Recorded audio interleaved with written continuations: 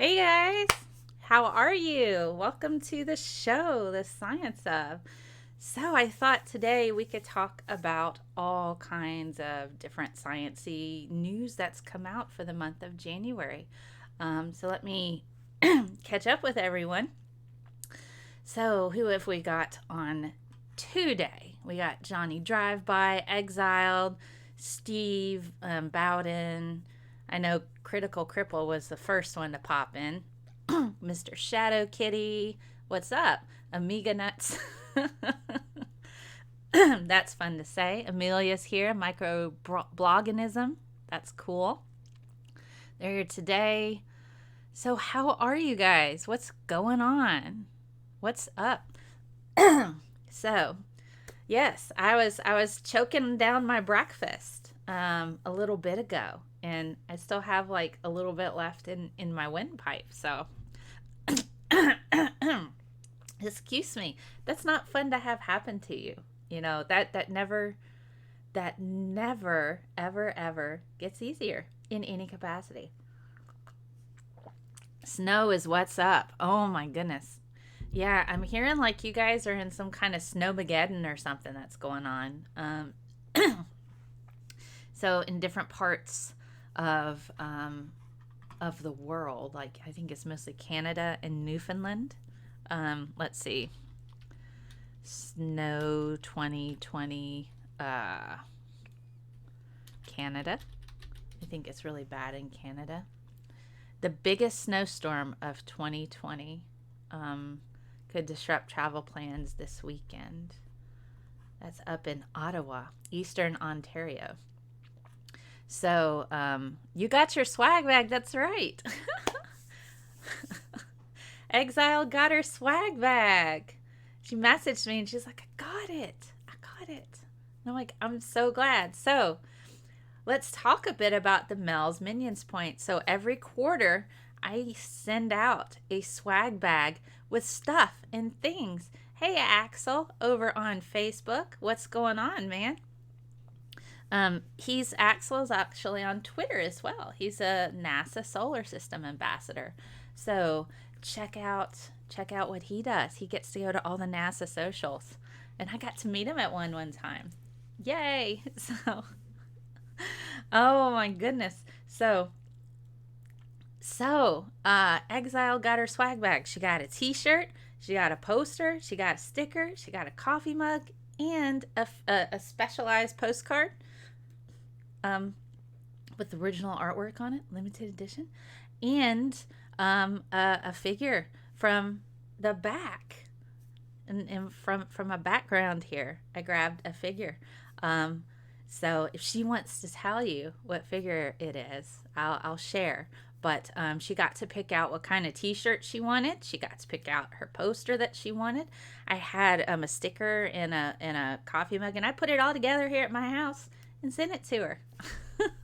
So that was cool. And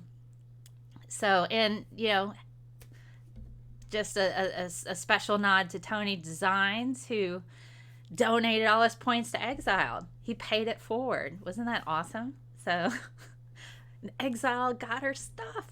So yay! And I wrote a special message on the figure that she got. But she got Black Widow. So yes. So I had a Black Widow figure in my background that was still in the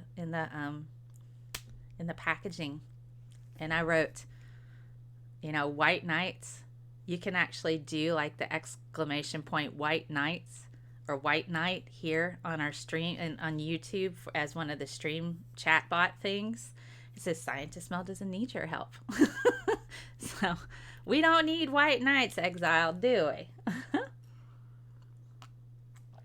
Tony gave in to my threats to hand over the bag. You are a very scary lady, Exiled. All those internet threats. It's like, I'm joking, okay? It wasn't legitimate threats, okay? But yes, so we've started a new quarter. If you had points before, those are carried over. If you got a bag, Exile got a bag, had to set the points to 0 because I want everybody to have an opportunity to win, because it would be crazy. There are some people who are really good at playing the points games. So I want everybody to have a chance to win a bag. Who works for NASA? I know Axel Diaz is a solar system ambassador. I don't think he necessarily works for NASA. That's kind of like a science communicator type of position. And NASA's a pretty big organization. Oh, you're drinking from your mug with Mel on it. Yes. So the Black Knight always triumphs anyways. You guys are funny. So yes, if you play along, we have a new show coming up soon. Well, it's a revamp of a show. It's called This Week in BS. So let me pull up a picture for you. Let me see if I can find it really quickly. Here we go. I'm going to pull this up for you. It's great. Okay, let me blow this up and you guys can have a look. So here we go. This is coming up on Sundays. Tomorrow is the last episode of Audacity. Doc has life things that have happened, and he will explain a bit more tomorrow. So he can't do the show anymore on Sundays. So that's sad, but it's been an amazing bit of fun to have with Doc on Audacity. So we are replacing Audacity with This Week in BS. Oh, hey! Megas Steve gifted Sparkle with 33 coins. Okay, awesome. Awesome. So,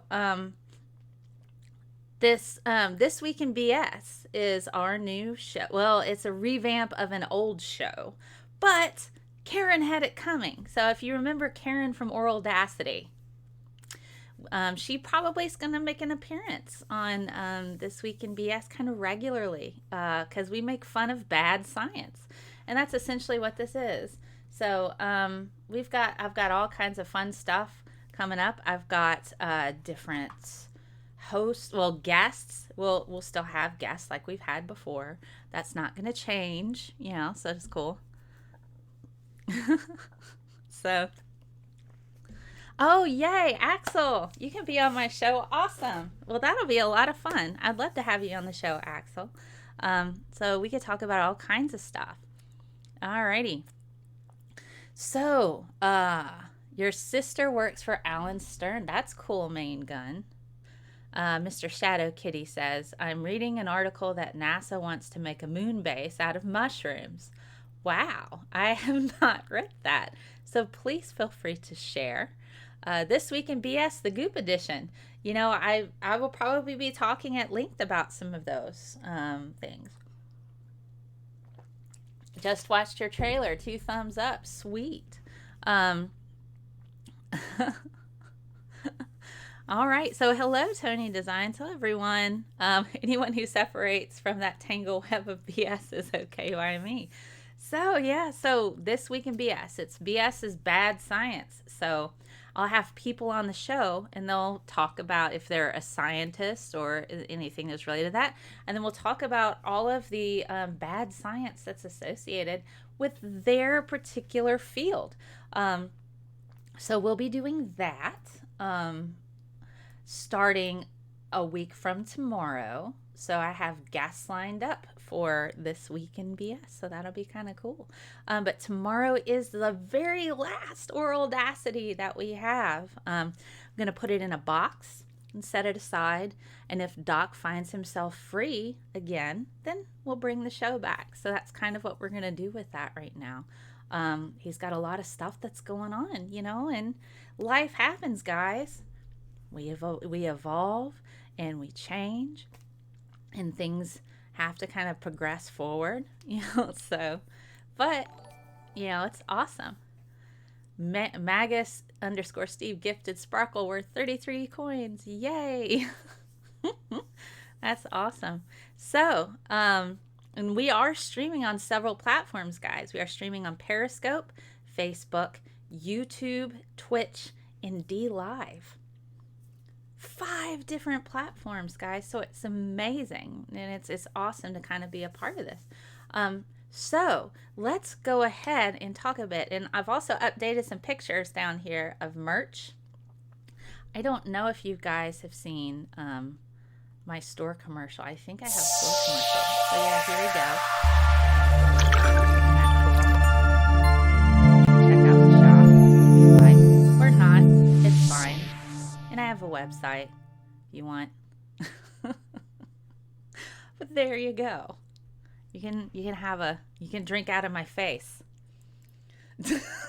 Because that's not weird, is it? You can drink out of my face, guys. I know, or Audacity, yeah. It'll be, tomorrow's the last episode, but we've had like 20 episodes. And it's because Doc's had some things that have happened that he has to kind of, life things. It's on hiatus, yeah, for the foreseeable future. And, and if Doc finds himself in a position to where he can hop back on, then we can bring it back. So it's, it's just kind of one of those things. Oh, a headphone warning. Sorry about that. If that was too loud, I am very sorry. Headphone warning, I will turn it down next time. All right. So how about we talk about the latest and greatest in stuff? Doc Savage is busy saving humanity or something. I don't think people realize, just how much he does in IRL. He gets a lot of stuff done. And so there's a lot of things that he's directing his focus towards that need attention right now. So I'm like, dude, it's good. He and I, we're tight. We're really good friends. And it's, he's got things he has to handle, and he's the perfect person to handle a lot of this stuff. And I'm like, hey, it's all right. If you find yourself with time, come back and we'll do Audacity some more. So, that's just kind of how it goes sometimes. But that's all right. We'll still have This Week in BS, which will be still kind of a comedy type of show. We'll still have challenges. We'll still have little fake commercials. It'll be similar to Audacity, but I don't want to call it that because we kind of built the show around his personality and my personality. So it doesn't feel right calling it that, but it'll be a similar format. So it's fine. It'll be a comedy show. I'm looking forward to it. I think it's going to be a lot of fun. And we'll just kind of see how it goes. All right. So let's take a look at some news, guys. Let's see.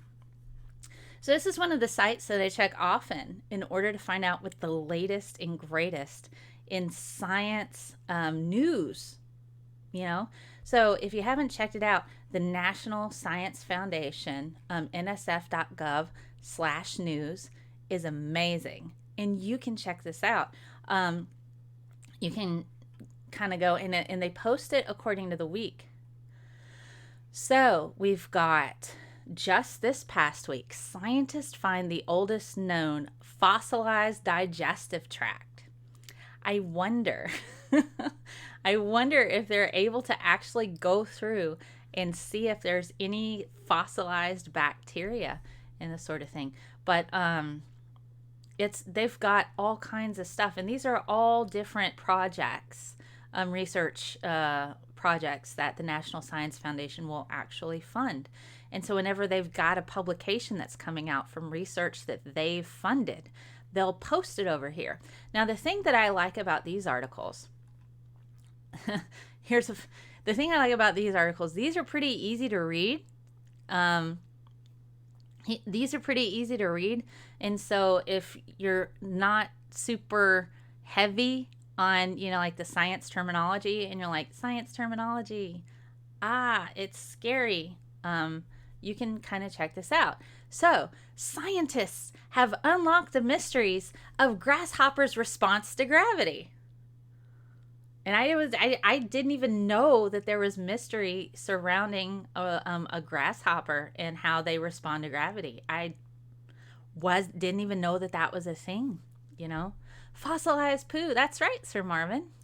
Inside the world's oldest fossilized digestive system. I guess we could start there. Yeah, we'll start there since we're all hung up on poo. And if you're worried and you're wondering, like, what's fossilized poo called? Coprolites. They're called coprolites. And they study them to see, guess what organisms ate back in the day. I guess we could see if they put the grasshoppers in space. All right, so this one is in Nevada. So they found this particular fossil in Nevada, and they think it'll help us understand the early history of animals. But, this is pretty interesting that portions of it are darker than others. All right. So this is about 550 million years old, and it's a digestive tract. And they found it in the Nevada desert. So about 500 million years ago, Earth was mostly ocean organisms, okay? Then around 540 million years ago, animal structures changed, okay? So what we see during this time, they said ancestors of many animal groups that we know today appeared. So they show up in the fossil record. They didn't just magically appear, guys. They show up in a large amount in the fossil record. They didn't just magically appear, but we start to see these types of things. So these particular structures, and this comes from Schiffbauer, and this particular study was published in Nature Communications. So you can, sometimes Nature will not have a paywall. Okay, this one doesn't have a paywall, guys. And this is pretty cool. I'll probably give you some tips, and I really probably need to do a talk on how to read a scientific paper. So I think I'm going to touch a little bit on that, but then I'll have like a formal discussion on how it is that you read one of these things. Because this can be pretty overwhelming for people. And I find, particularly when I was teaching, trying to help people read one of these, they look at this and then they freak out. They want to read it like a magazine article. And that's like the worst thing you can do when trying to read a scientific paper. So Jim Schiffbauer at the University of Missouri, he provided the evidence of this 550 million year old digestive tract. It's the oldest known examples of fossilized internal anatomical structures. Why is this important? Because you're squishy, okay? All of your internal structures are pretty freaking squishy. Okay.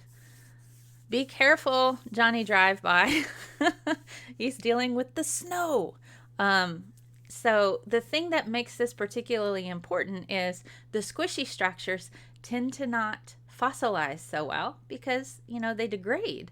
That's why we see most of the fossils we see are usually casts of things that died, and then, it's kind of like hardened around it. That's how we usually see fossils of ancient plants. They're like impressions. So when you find an actual fossilized anatomical structure, internal structure, it's pretty amazing because you're like, how did this not degrade and break down? So it's pretty awesome to be able to find that. Yes, it is squishier than most. So it's harder to fossilize. I mean, think about it. When you look at why is it that we don't have like full structure, like full fossils of megalodon? Well, megalodon was mostly cartilage, squishy stuff. The only thing that we have are the teeth and like the jaws, so it's hard for that type of structure to be fossilized. So that's what makes this really cool.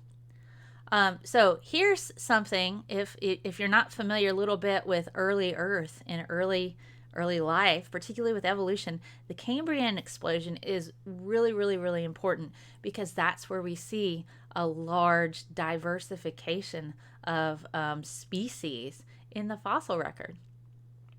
They show up around the same time. We see this, but it's not like a sporadic show up.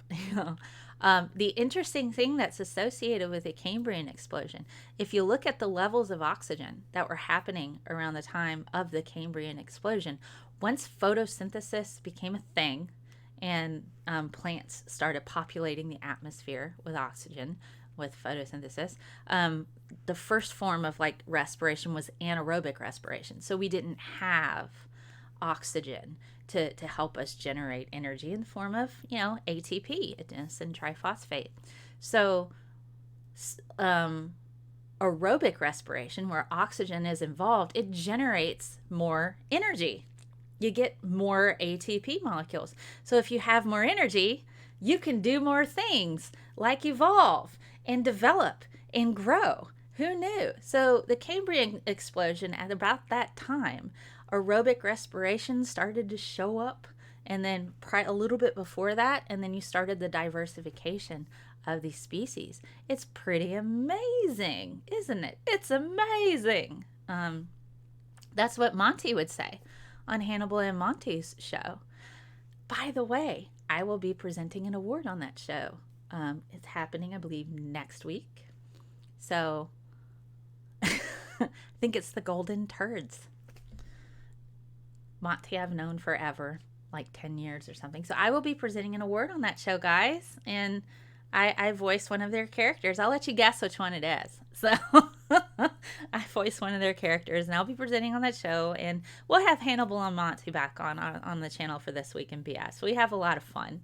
And they'll be using some of my commercials on their show. So a little plug for them. Go check out Hannibal and Monty. They're hilarious. So yeah. So how did they know that this was as old as it was? How did they figure that out? How do they know these things? So what they did is kind of a different type of analytical approach called micro CT imaging. So essentially it created or a digital 3D image of this particular fossil. Now it allowed the scientists to view what was inside the fossil too. Let's see.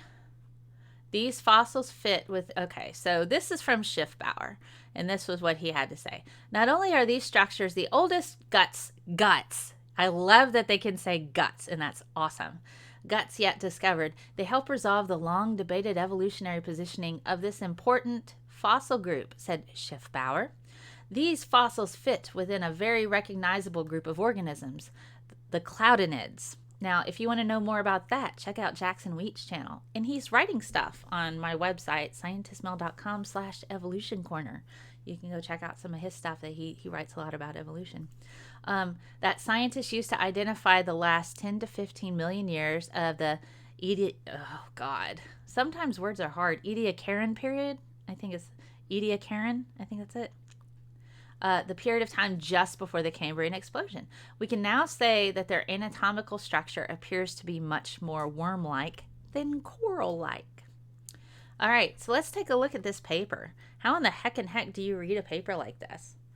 Thank you, Steve Bowden. I'll also catch up on the chat. All right. Everything didn't just pop into existence from a genie. No. Wouldn't that be cool if that's how it worked? That would be so cool. I would really like a genie right now. If anybody has one, that would be quite useful for me. That would help out a lot. I have been up to my eyeballs and doing lots of work, and I can talk about that here in a bit. There's a lot of overlap from what I do here and my job. Okay. By the way, sorry about the Cambrian explosion. I didn't mean to make it happen, but I did. Sorry. But I'm sure you'll agree it all turned out for the best. Did you blow up somebody's kitchen? Alrighty. Good. All right. Thanks. So it was an intelligent thing. Oh my goodness. All right. So let's take a look. How do you read a paper like this? This can be a bit daunting. This is what I usually do. Now, keep in mind, a lot of these papers are written with the idea that the person reading it has a working knowledge of the content. So if you see something like this, you're like, oh my gosh, this is just so much.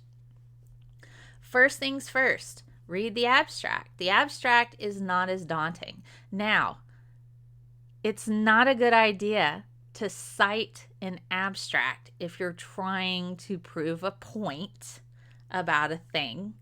The abstract is like what they wanted to do, what they got, and what they think about the data. It doesn't get into a lot of information. The fossil record of the terminal Ediacaran period. So what I would do is I would go through first, read the abstract, and highlight words that I'm not familiar with. If there were words here that I didn't have a strong working knowledge of, I would highlight them. I'm going to be like, okay, this is talking about fossils, index Cloudina. That might be something that I would need to look up. All right, primitive metazoans. I understand it. These tube dwellers. Okay, got that. Phylogenetic interpretations. So that might be a word that might be new for you. You can look that up. We report evidence of recognizable soft tissues within their external tubes, although alternative interpretations are plausible. This is where people run into a problem where they start citing abstracts instead of data. They'll cite something, but then the next sentence will be like, although alternative interpretations are plausible, there's always going to be a little bit of doubt kind of thrown in there. These internal structures, cylindrical structures, may be most appropriately interpreted as digestive tracts, which would be to date the earliest known occurrence of such features in the fossil record. So if this interpretation is correct, their nature as one way through guts not only proves evidence for establishing these fossils as definitive Bilaterians, but also has implications for the long debated phylogenetic position of the broader cladinomorphs. Claudinomorphs, I guess is how you say it. So that's pretty heavy. And there's probably words in there. So the first thing you do, read the abstract, highlight words that you're not familiar with, and then go read about them. Do not continue. We do not continue through until you've read up a bit on what those words are and what they mean. Then you can get through and you go, the introduction is nice. The introduction can give you a little bit of a background, particularly if you're not 100% familiar with this particular period, since they're talking mostly about the Ediacaran period. Where was that at? Yeah, Ediacaran period. I'm probably saying that wrong, but I haven't worked in, like actively done evolutionary biology in a little while. But there you go. It kind of gets into a bit of that background. That's nice. If you need that background information, that's good. So after you've read what the words are, kind of go through and do the same thing here. If there are words you're not familiar with, highlight them and kind of look them up a bit. Now, you kind of skip through that. Now this is a nice little graphic here. It kind of lets you know, the layers of where they would expect to find the things. So where you find the fossil in regard to layer can also help you date how old it is. Law of superposition, that's a thing. Ediacaran. Steve says, I could tell you how the Cambrian explosion happened, but the memories are too painful. I should read that like William Shatner. I could tell you how the Cambrian explosion happened, but the memories are too painful. William Shatner for Stephen Bowden. We're just a bunch of worldwide disaster causers. I can't apologize enough for the Mandela effect. Oh my goodness. Ediacaran, that's right. Okay. So when you're going through, do take a look at that. So close that out. And so they have really good pictures of the individual fossils. So you can kind of see. Here's the soft tissue bearing cladinomorphs with schematic interpretation. So this was a bit of their micro CT data. So you can go through and have a look and see what's going on here. The 3D volume render in the left per frame. Red to orange coloration indicates high density of internal regions with an exterior tube. So they did pretty much a CT scan on it, but on a very small scale. And here's kind of what they got when they were scanning it. But it's, again, so what's really important to kind of take a look at is the data. Now, pubpeer.org is fantastic.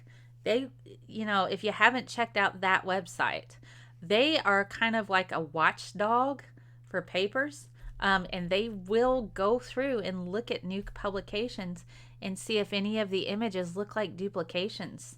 So Elizabeth Bilk, I believe on Twitter, Dr. Elizabeth Bilk, she does a lot of this when it comes to cells and bacteria and that sort of thing, and running biochemistry type of assays, whether it's DNA or Western blots, things like that. She'll go through and she'll like, okay, this is clearly a duplicated image. She's got that trained eye. And the thing that I like about her Twitter is she would take things like this and look and go, okay, are there any duplicated images here? Are these actually, are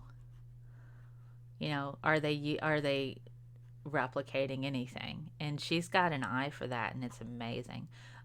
So when you're going through and looking at stuff like this, they'll go through the process too. So if you think, SEM, scanning electron microscopy, that can be kind of like overwhelming. But they get into how it is they got into that.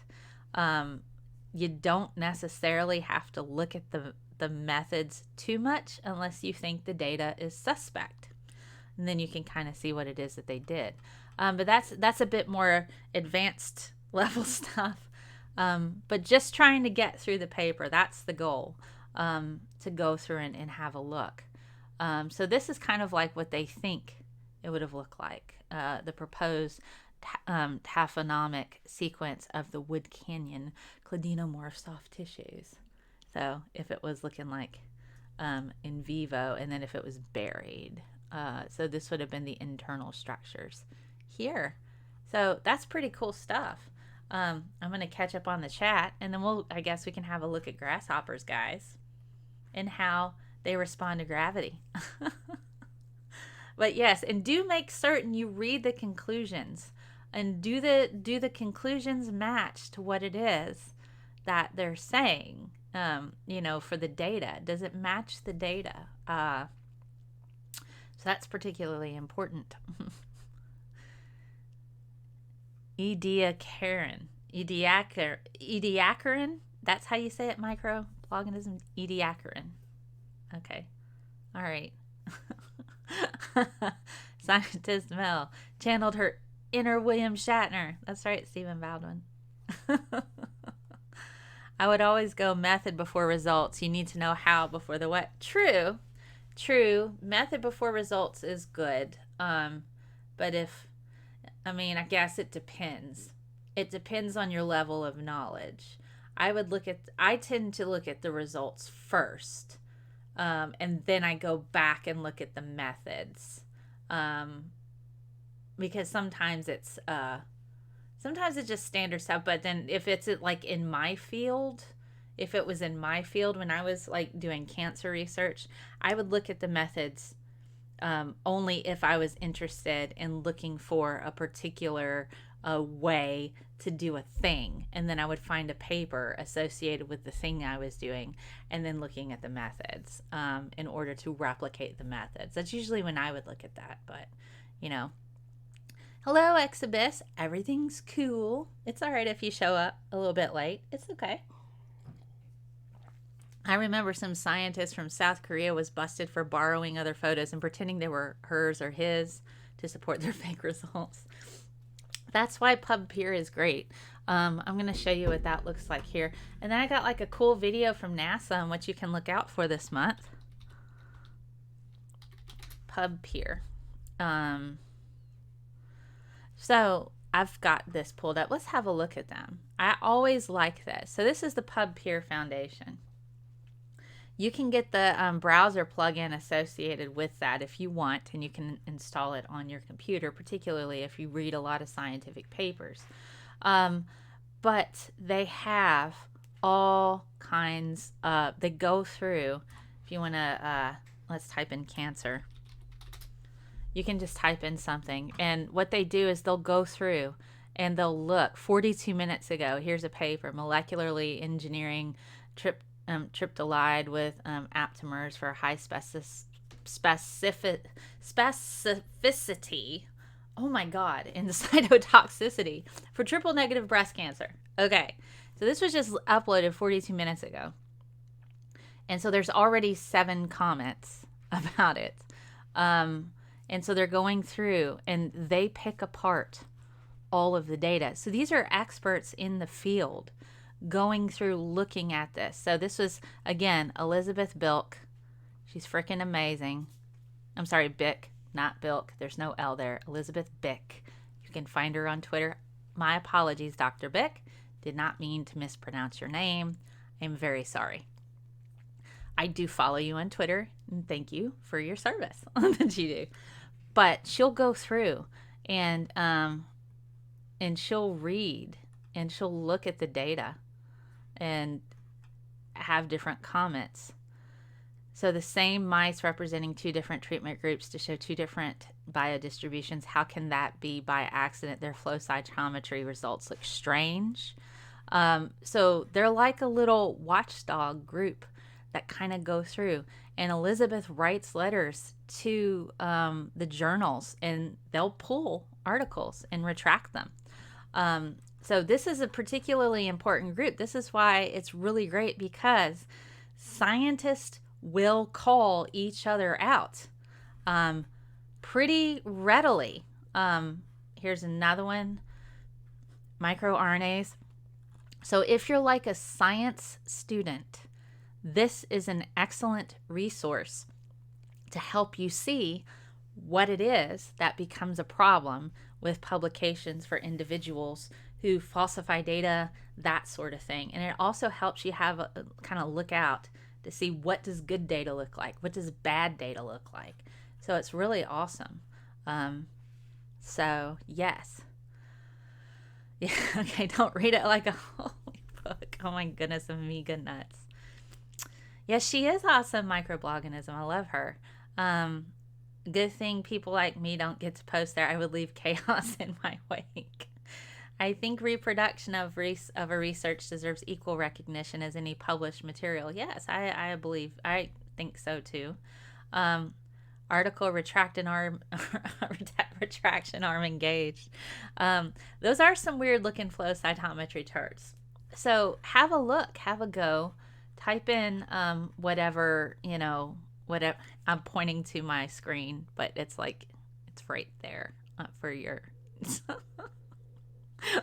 I forget the camera's on me, but you guys are looking at a projection.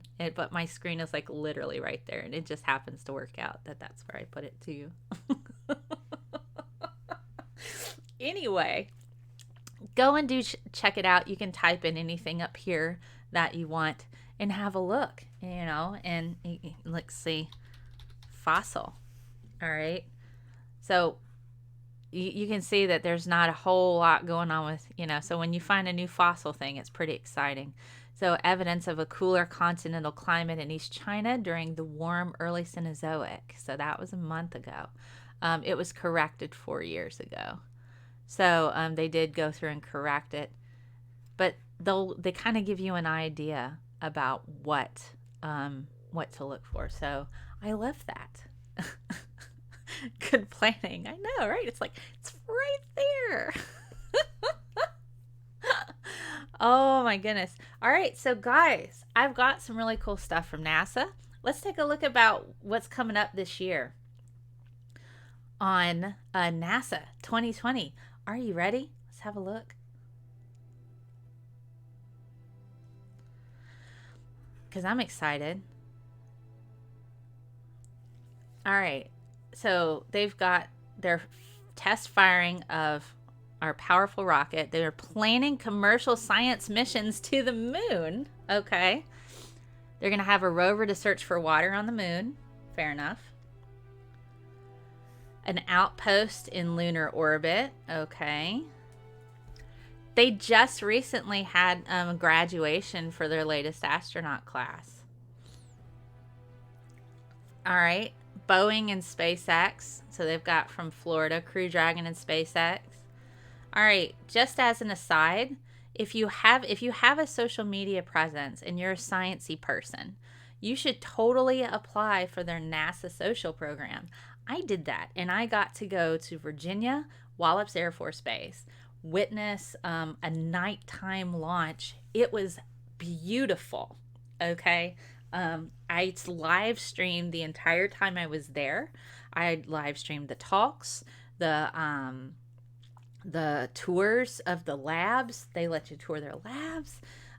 You get to see where they build all the rockets, all of that stuff. So you get to see all that, and it's awesome. So if you get a chance and you have a social media presence in sciencey things, it doesn't, it's free. They let you in for free. You have to get there. You have to pay to get there, and pay and show up and stuff. And then, there's hotels you gotta pay for. But it is totally worth it. And oh my God, it was amazing to see. I got to ask questions at a NASA press conference. Did not know that was a life bucket list thing until, I did it. So please do check that out. So it was a supply mission that I saw. And they always send up experiments on those supply missions, and you get to hear about what the latest research is that they're doing on the International Space Station. It's awesome. So how does microgravity play a role on growing things in space? How does it play a role in, making concrete? Just things like that, The absence of gravity is particularly important in seeing how things behave in space, who knew concrete? That's a thing. How are you going to dry it out? How are you going to get to form the way you want? These are all experiments that they're doing on the International Space Station, How are we going to generate oxygen on Mars? So this is all coming up from NASA for 2020. I think, okay. So I've seen some of the satellites that they've had before that help predict weather patterns based on movement of wind and heat. Yay! This is pretty exciting. 30 years. What are we hoping to do? Oh, the Hubble telescope. So that's 30 years old, guys. 50 years. What was 50 years ago?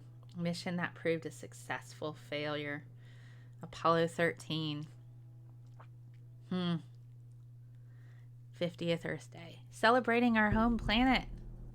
Are you ready? Yes, NASA. I am ready.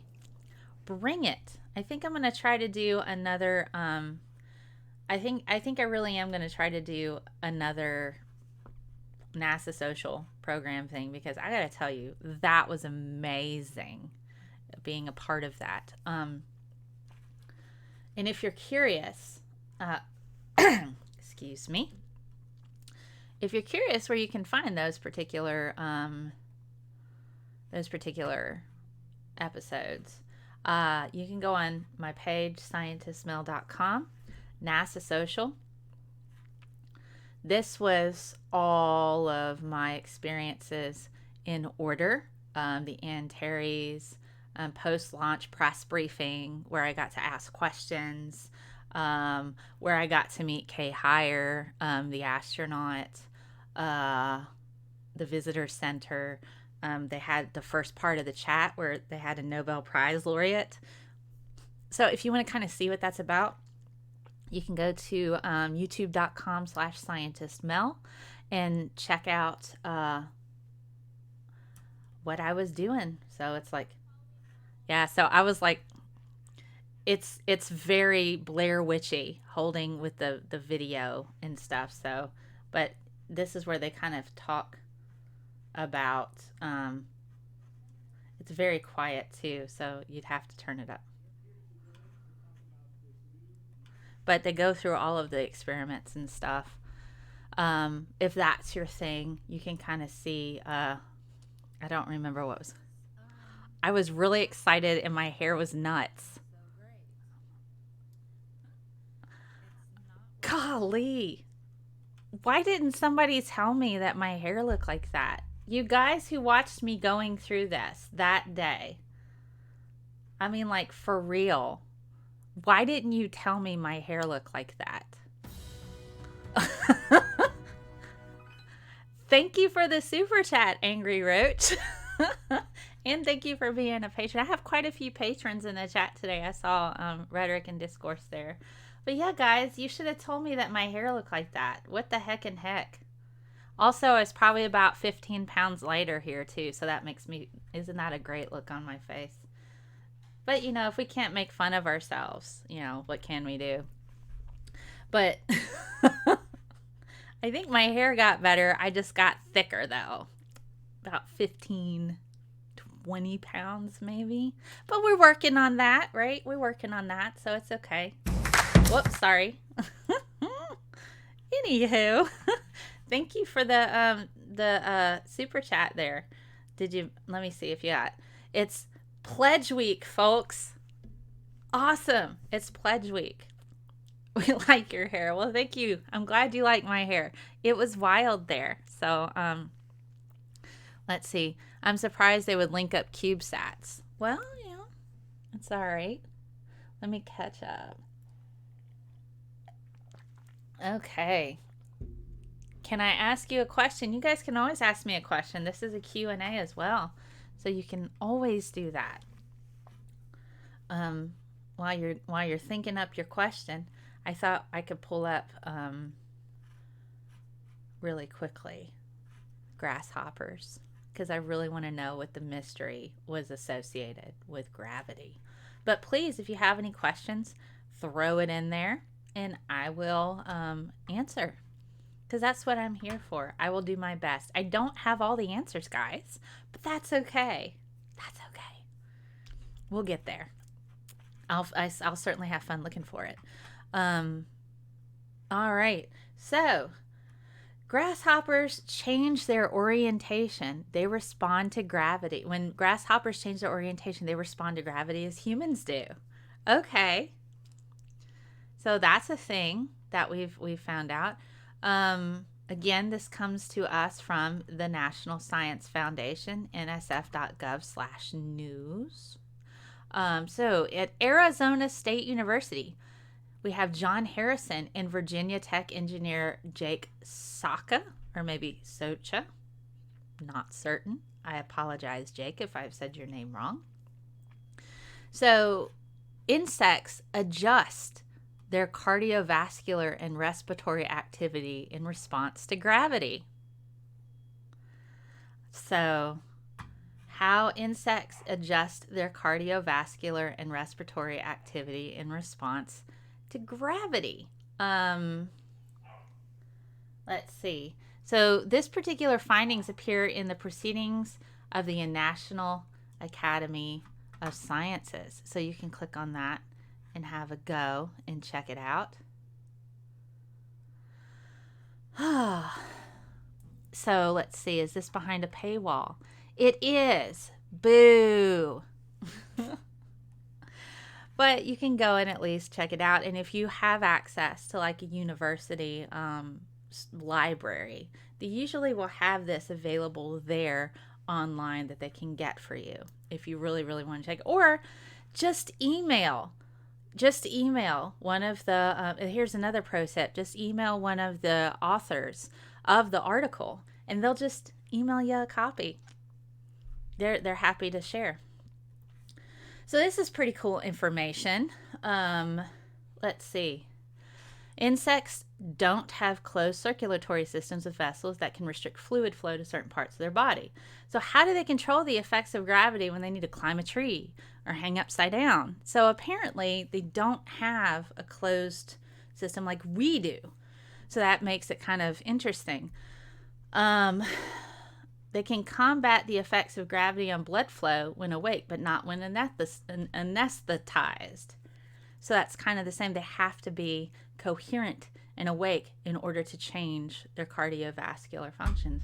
So when they change their orientation, they show many of the same physiological responses that humans have. So this is pretty cool. Alrighty, so that's kind of neat to find out about grasshoppers. They behave a lot like people. Alrighty. Can you explain the origin of the "I was blocked by McBoomer" sticker? Well, the entire my section of my store that I have on Blocked By series, I have lots of different blocked by stuff. PETA blocked me. Let's see. David Avocado Wolf blocked me on Twitter. So what I do is I take all of the different people and organizations that have, not so nice behavior online, and I make merchandise out of the things that they say, and then I donate the proceeds to charity. So if you're curious about my Blocked By store, you can go on scientistmel.com/shop and click on Blocked By, and it'll take you straight to that section. And it's not exclusively just for people or organizations that have like behavior like that. I have an entire series. There's merchandise like that goes, the proceeds go to the Trevor Project. And you can see the list of all of the different organizations that benefit from sale of that merchandise. So, but there's lots of different organizations and people and stuff that are on there. So that's kind of how that happens. So, okay. So, I can show you where that is. Let's see.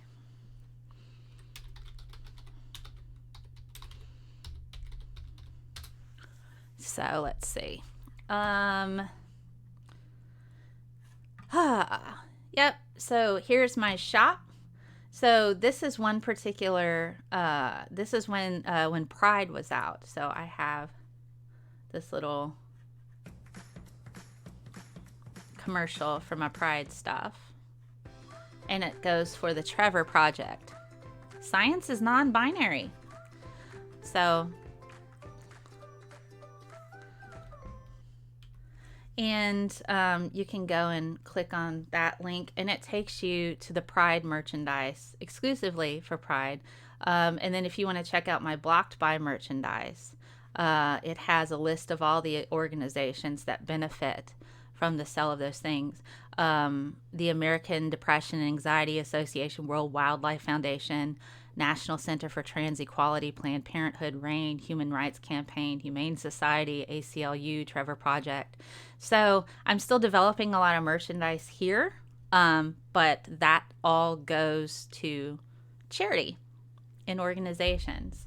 So, I just take poor behavior of organizations and individuals on the internet, make merchandise out of it, and donate all the proceeds to charity. That's my response to that. That's one and done for me, and moving on. So hopefully that answers that question. So yeah. Alrighty. But I'm disappointed that they didn't go to space. Back to the grasshoppers. Yes, that would have been cool. I wonder, would they be okay in space since they don't have like a closed vascular system, Well, thank you, Steve. I'm glad you think so. I do have other stuff on my shop that's not related to that, but I do donate often to organizations anyway, just, some of the patron money I get, I'll donate to organizations too. One year it was St. Jude Children's Research Hospital. I ran a 5K and donated a month's worth of patron money to that. So that's cool. I try to give back how I can. That's one way that I do that. So, oh my goodness. So I'm sure we have put them in space. You know what? Let me see. Experiments with grasshoppers in space. See, this is what makes live streams amazing. There's a video. Grasshopper zero gravity experiment. Is this a thing? I don't think this is a thing. This is a space lab project for biology class, but they're on Earth, so it's not in space. That is not gonna work. Predicting Mars cuisine. Grasshoppers with a side of fungi. It might be a thing to eat. Don't know how. Ladybugs in space on the shuttle. That sounds cool. Let's have a look at that. Ladybugs in space on the space shuttle. This is Buglogical. They have a phone number. Okay. It's a pest problem. This is a pest. This is a pest site. Okay. For years, scientists have known that ladybugs will climb a stalk to capture aphids. Finally, in 1999, 4 ladybugs were sent into space on NASA's space shuttle led by Eileen Collins. Ladybugs and their favorite food, aphids, were sent to zero gravity to study how aphids would get away without the aid of gravity. After completing the mission, it was evident that the ladybugs survived and did eat aphids in microgravity environment. Seems like ladybugs could qualify for being astronauts. Don't know how. I mean, that makes sense. I mean, I guess, they'd put ladybugs in space is such an album title. It is, isn't it? It's almost like it. Would that be a kids show though? That's the question. Ladybugs in space. All right. How about a NASA video on what you can look for coming up this month with some groovy music that you just heard a little bit of? So how about that? Some of these viewing events have already happened, but there's a really cool viewing event coming up on NASA. So let's have a look at that. What's up for January? What's up? Meteors, Mars meets its rival, and the moon comes around for another visit with Venus. Okay. The morning of January 4th brings the peak of the quadrantid meteor shower. So this meteor shower has already happened, but there's some really cool viewing available with Mars, I think, in the moon. So let's have a look a bit. This shower can be one of the better ones of the year, although it has a much shorter peak than most other meteor showers, just a few hours versus a day or two. The visibility of meteor showers from year to year has a lot to do with whether there's a bright moon in the sky at the time or not. If there's a bright moon, it'd be harder. Soon after midnight local time, meaning viewing conditions should be good provided your local skies are not obscured by winter weather. Or light pollution. Between midnight and dawn to see as many as 24 meteors per hour under dark skies. So that has already happened, guys. Boo. So bundle up and be sure to give your eyes a little time to adapt to the dark.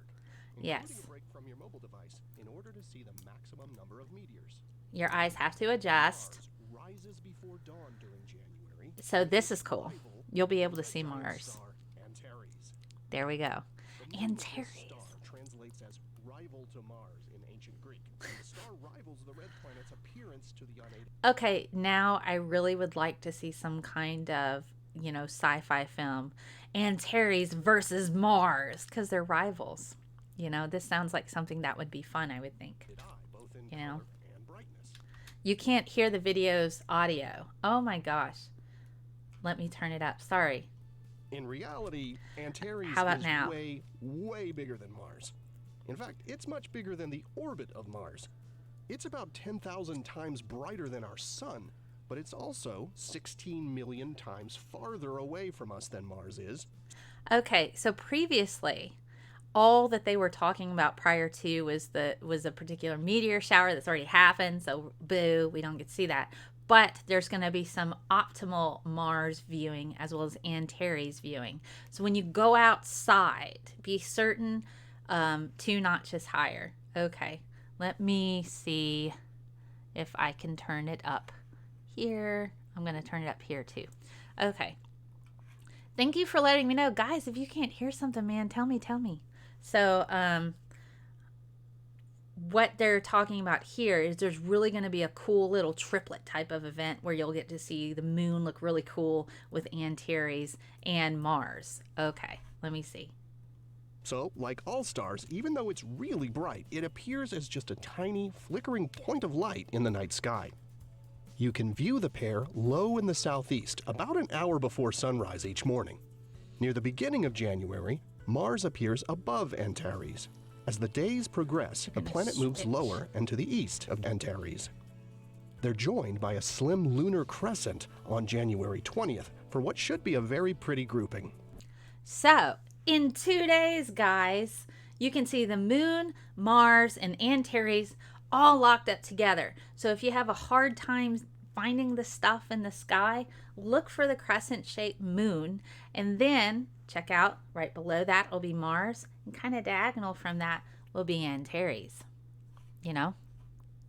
Maybe when playing videos you could full screen it and turn on captions. Let me see. It is full screen on here. Okay, how about that? And as we start 2020, NASA's looking forward to the Steve. launch of the Mars 2020 rover mission. It's slated to blast off in July to seek signs of ancient life in a fossilized river delta on the red planet. Okay, I'm excited about this because when they found water on Mars, that was amazing, but the headlines were something about Honey Boo Boo. And that made me so mad. I'm like, do you guys not understand? When you find water on Mars, it's likely that there would be some kind of possibly bacterial type of life that existed at one point in time. Maybe now, not certain. But hey, this is pretty amazing. Closing out the month, the crescent moon and Venus once again make for a gorgeous sight at the end of January on the same day of the month as they did back in December. On January 28th, you'll find the pair hovering in the southwest in the hour or so after sunset that evening. So be sure to go out and take a look. So if you don't want to get up like in the middle of the night and look at stuff, this is a good opportunity to go and kind of check out and see Venus with your own eyeballs. If you have a telescope, you can get that out too. But check right after sunset. Look for that teeny tiny little bit of a crescent of a moon. Next to it, towards the right and down, is going to be Venus. So that'll be pretty awesome. You'll have to definitely check that out. Here are the phases of the moon for January. You can catch up on all of NASA's current and future missions at nasa.gov. Isn't that cool, guys? I'm Preston Dykes from NASA's Jet Propulsion Laboratory, and that's what's up for this month. So Preston works with Jet Propulsion Laboratory. My friend Axel Diaz, who's interested in being on the show now, he is one of the solar system ambassadors for the Jet Propulsion Laboratory. They're spread out all over the U.S. So look, you can go on a website and kind of find out if you have any solar system ambassadors in your area. They plan really cool events, and sometimes that involves viewing. So do check them out and see what's up with that, because they will have all kinds of information. So let me catch up on the chat. All right. Audio is a go. Yay. And we figured out how to do closed captions because I am a tech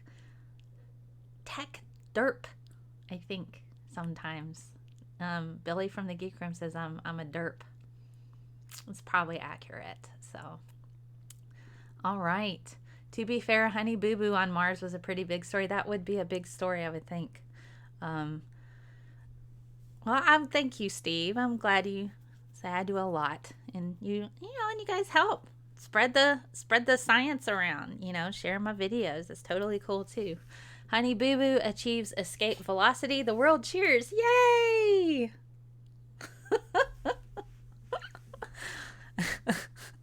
Like it's totally long. They don't change. Using my words rude. And Tatted Philosophy shows up just as I talk about him. I would improve Earth. It would improve Earth, yes. Very likely. It probably would. Wooed, how wooed. You know, and if you guys ever wondered, you know, we really are in space. This isn't a conspiracy. The Earth is round. Here's some cool footage from the spacewalk. Let me see. All right. Hold on. Wait. They said some really cool stuff.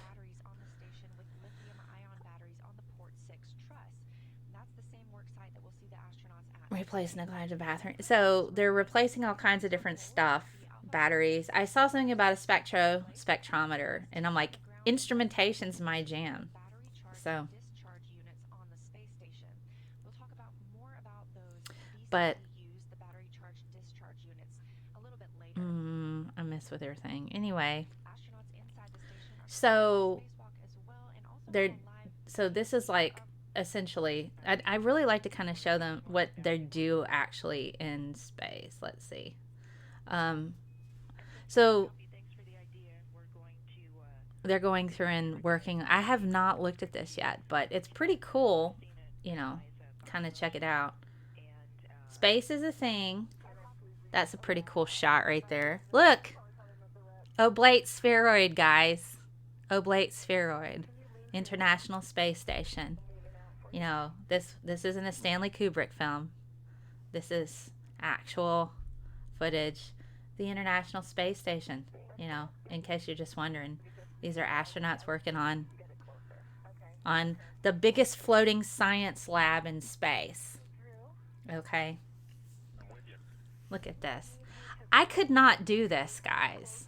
I would probably have a panic attack seeing the Earth below me. I would have to, like, prep myself for something like that.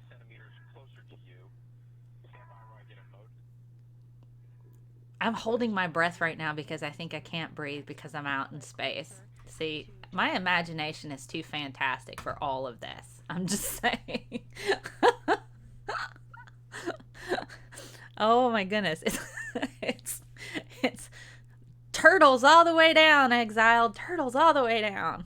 It's space. Oh boy, Doc Fearsome. Let's see. Here we go. Alrighty, I'm catching up on the chat. Space. I've just thrown out some links for the show. Yay. Okay. Cool. Catching up on the chat. Alrighty. You can see its head peeking out. Yes, the turtle right underneath. See, definitive proof. It's compelling, I tell you. It's compelling. Gosh, we're going like over an hour now. You guys are cool. You guys are cool. And so if you ever manage, just as an aside, if you ever manage to catch one of these while they're going live, you can actually hop in the side chat and chat with the folks that are handling this stuff. It's amazing. Technology is freaking amazing. For real, guys. You guys ready to play? We have a quiz. I forgot, guys. We have a quiz. It's quiz time.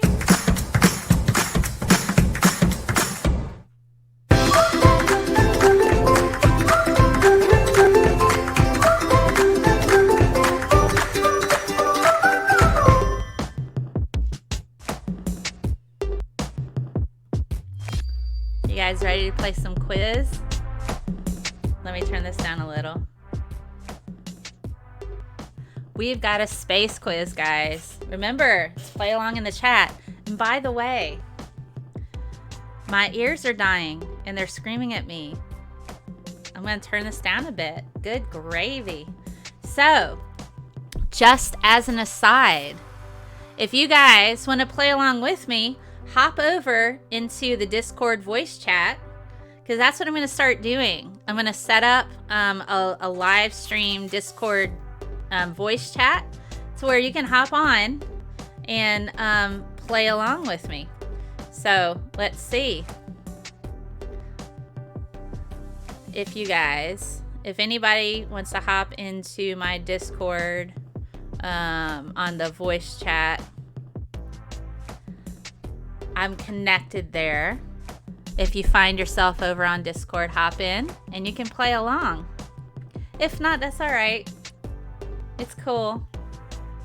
But are you guys ready? You guys ready to play? This is on space.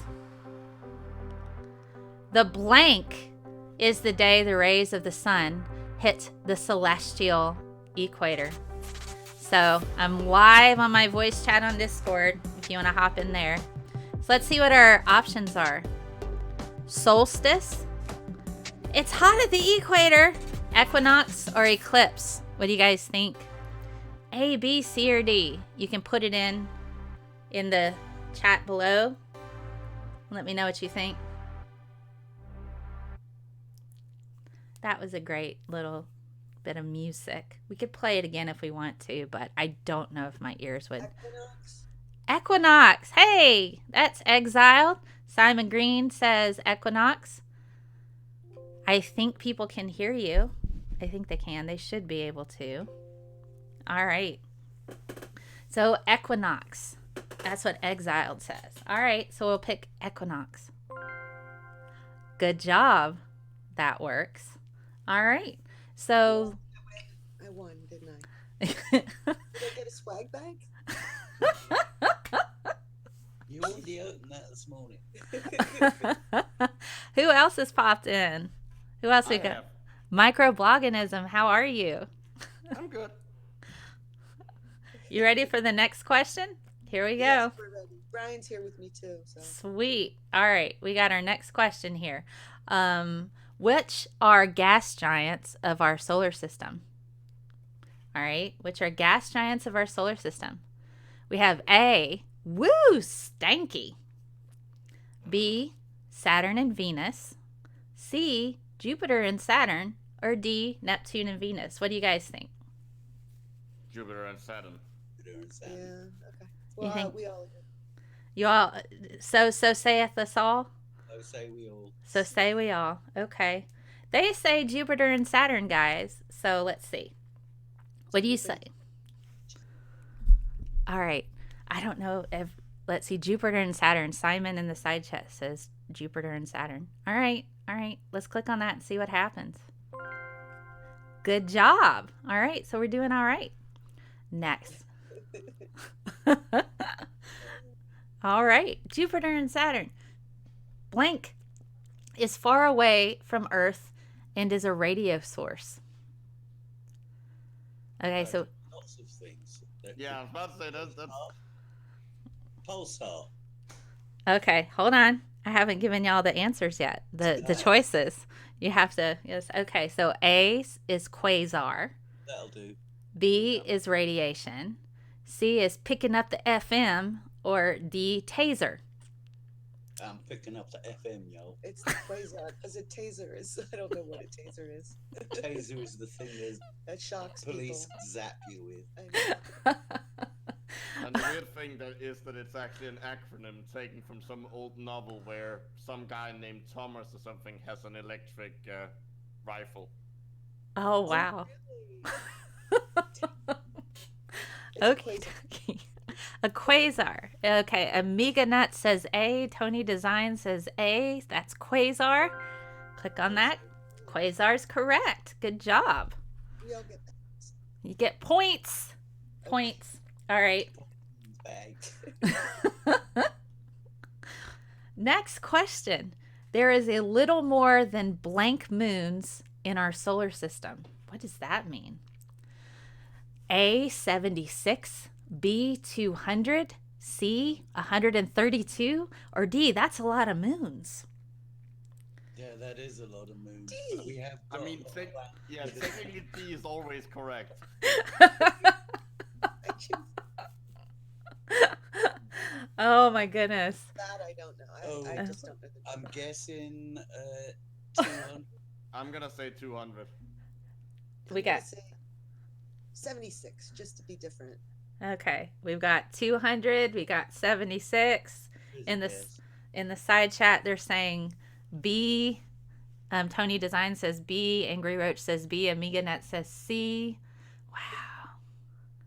Simon Green says 200. Sir Marvin Manister says 132. Well, I think the B's have it. Let's see what happens. Let's see if Saturn's got a lot of moons itself. it's 200. Whoa, go us. Yeah. Everybody's right. That's okay. That's all right. It's space. The biggest number is always gonna be correct. Maybe. Yeah, possibly. When How you get larger than your solar system is billions. Oh boy, Tad of Philosophy, it wasn't 350. You were wrong. Wrong, son. Who's the derp now? He called me I am a tech derp a little bit. But, to be fair, Tad of Philosophy did help me build my computer via remote. So that was a lot of patience on his part. Oh, that is a good friend right This there. one needs some context because at which point in its journey? How far does Voyager 1 travel in a year? So that's got to be like how far can it go in a year with its current speed? With its current speed? Yes. Well, it just has like the same speed, Well, at different points of its journey, it's at different speeds, but I'm not going to quibble with you.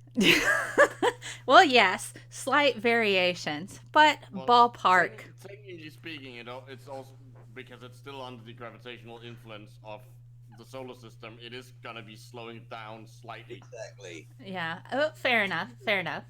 All right. So have we got 525,000 kilometers? Is it that? Is it 525 million kilometers? Or is it 525 billion kilometers? Or it's gone so far. There's not that many. I want to say B. There's saying B in the A chat. feels too small and C feels too big, and D is a joke answer. So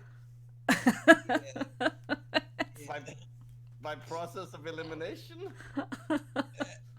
I'm gonna go with B because I don't think it's getting quite near light speedy percentages yet.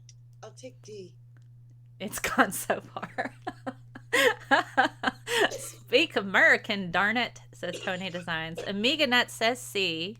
What are kilometers? Kilometers.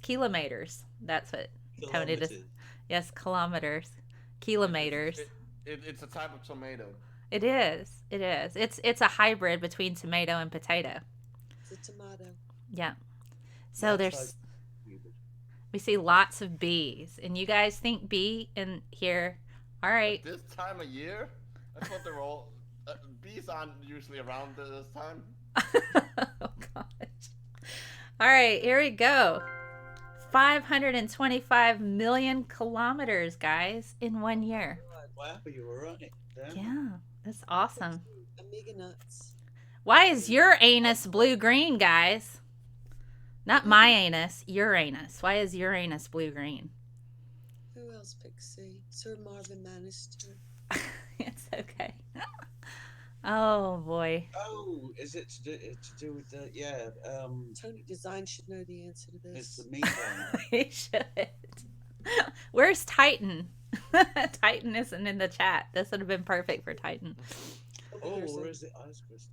Why No, is... no, I think it's the methane. it's the methane. Okay. Yeah. Method... I know liquid methane is slightly blue, so that's what I'm going with. Okay. It has... Okay, so is it methane? I say methane, but I'm American. So... methane in the atmosphere. But I also say methyl groups. I don't say methyl groups. I say methyl groups, So I don't know. Maybe I'm just weird. You also don't say house instead of house. It's exposed to the sun. I have no idea. So is it methane in the atmosphere? No, Uranus, It has ice crystals or ammonia in the atmosphere. What do you think? Would it be ammonia? No, I'm going with micro as methane. Methane? I honestly just guessing. It's either that or the ice crystals. Oh, I don't goodness. think ammonia is that color. Ammonia is sort of a more browny yellow, as I remember. We'll see.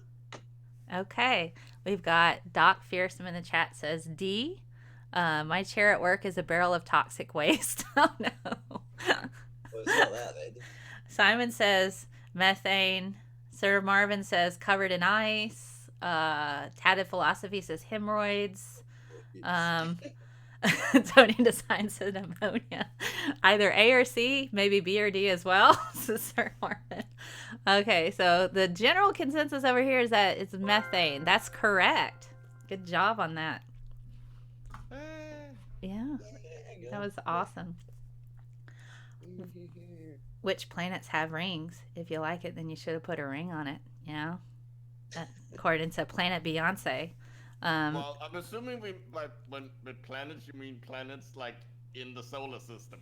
Yes, in not our like planets in general. planets in the entire universe. Yes. No, I just don't even know. So in our solar system, How many? Uranus and Neptune, Jupiter and Saturn are both.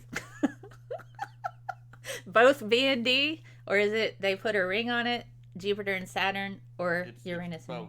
You think it's both B and D? Yeah, both the gas giants and the ice giants have rings. Okay. What do you guys think? I'm almost certain. Almost certain. Okay. No Googling allowed.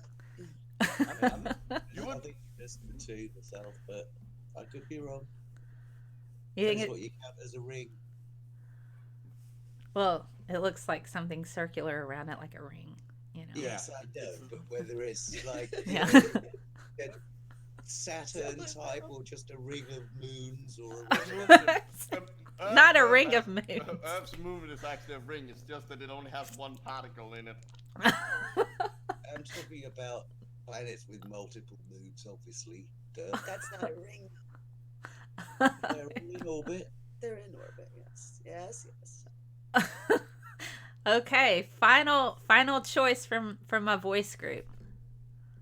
C. You think it's both? What do you guys think? I'm going with B. I'm going with C because microorganism sounds quite confident in himself there. Okay. You really shouldn't trust me just because I sound confident. Oh boy. So we've got B's and D's in the side chat. Well, I'll go with the voice, folks. Anyone who's going it's D not both. Their eyes. It's B. Jupiter and Saturn. Alright. What do you call a ring then? That's okay. It's Jupiter and Saturn, guys. It's all right. You guys are doing good. What if I Google Uranus rings, I get results. There's literally a Wikipedia page called Rings of Uranus. They're talking about a different anus. Hold on. Did I put it in? Ah! Well, maybe it is both. I have to fix it. I have to fix that one then, guys. Of the mass. I messed up. Okay, so it is all four of those guys. Onions have rings. They do, Sir Marvin. You're right. And ruffles have ridges. No, they have layers. He's trying to cheat us from our points. Yeah, I know. I have to fix that. So I messed up on that. So that was my fault, guys. I am not infallible. I clicked the wrong one. So it's okay. How dare you? We're on YouTube, dude. Yeah. Oh, I forgot. What percentage of mass of the entire solar system is the sun? Ooh, I would say well, let's get probably most of it. So we got 75.3%, 99.8%. Black hole sun, won't you come? Now that song's in your head. You're welcome. 89.2%. Which one? I told you it was most of it. Most of it? So you think it's But B? But they're all most of it. I know. They didn't even throw a stupid answer in there. Black hole sun, won't you come is the joke answer. You only get 70, 80, or 90. I want to go with B just because of how ridiculously big the sun is. B. I'm going with the 80, the D. Okay. Just because we do have some fairly massive bodies. I'll go with Tony Designs B. B. All right. D All right. for me. And Titan Uranus. Oops, I said that. No. I said that out loud. Not my anus, Uranus. Your show, Mel. I know. What stops with you? It does, doesn't it? Okay. All right. So we've got what, B? So was that the general consensus of the voice chat was to go with B, except for one outlier, which was 70. I'm looking over at Tony Yeah, Designs' me. I'm going page. with D. I'm Yeah. in the rebel. I mean, being a rebel. Okay. Let's see. Is it B? It is 99.8%, guys. Ooh. That's a lot. Cheating always wins, especially when you cheat. It's very big. Are we cheating? Paper.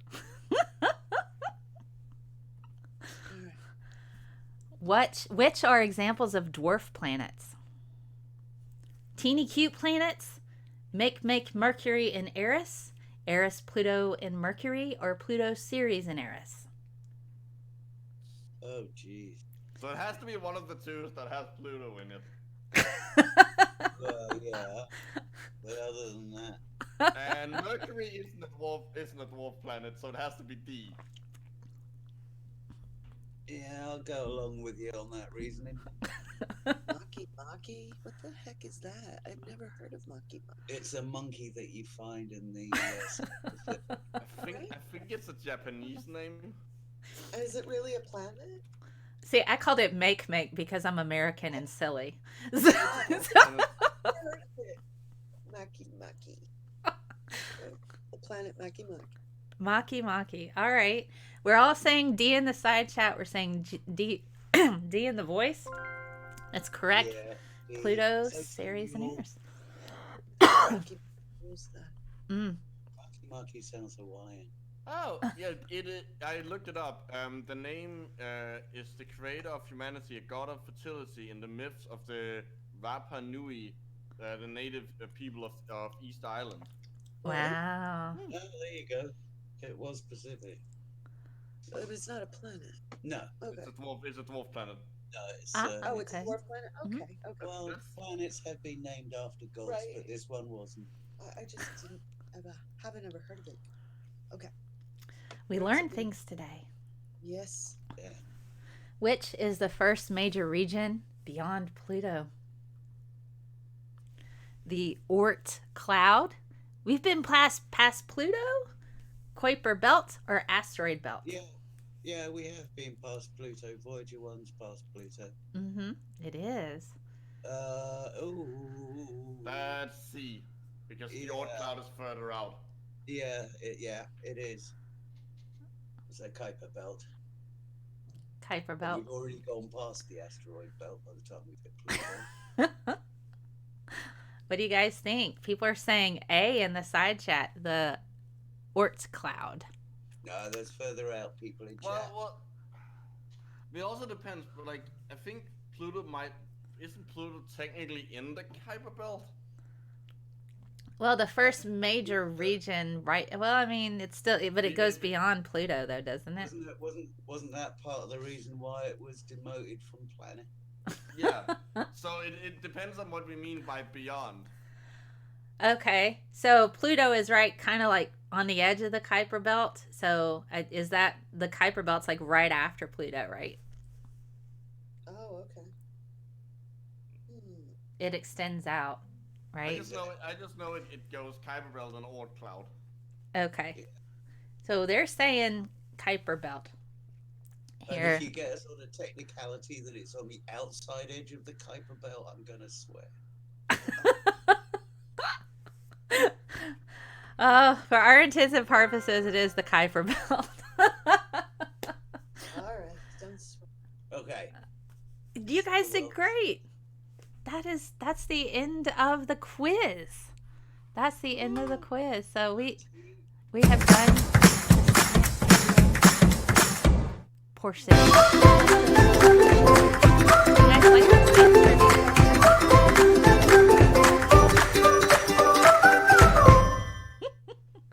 Well, cool. Awesome. We are at an hour and a half now, guys. We're at an hour and a half now. It's been like we've been streaming for an hour and a half. It doesn't normally I just do like an hour show, but we've had so much to talk about and so much to do. Space talk. I want to go and build a spaceship now. I think I will. We should build a spaceship. I could probably do a show sometime on how to do that. That'd be cool. I'll send you a photograph of a picture of it when I've built it. You can show that. And so they're like, objection, it's ambiguous. Fair enough. I could have written a better question on the last one. So I accept that criticism. It's quite ambiguous. Could do a bit better. And I have an answer I gotta fix on this quiz from Amiga Nuts. So, well, thank you guys for playing. I'm gonna add points to your Streamlabs, so I'll go and add points. So I'm gonna. You can give mine to the lovely Exile, my beautiful wife. I lost all mine in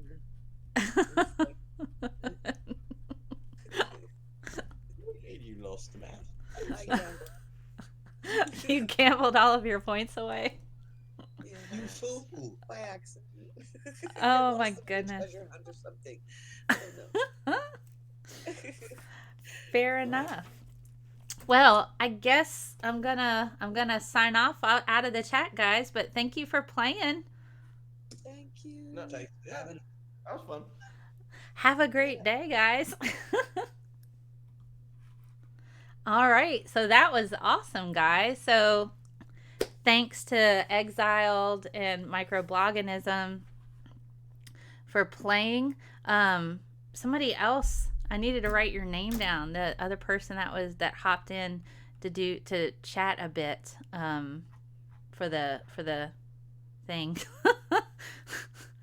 So if you were just on, I didn't get a chance to write your name down, please do let me know and I will add you, because I didn't get to write your name down on my list and it's left my brain because I have goldfish memory sometimes. So, all right. Anywho, so this has been an awesome show. Thank you guys for playing. I'm trying to catch up on the chat and see if I can find who else was in the thing.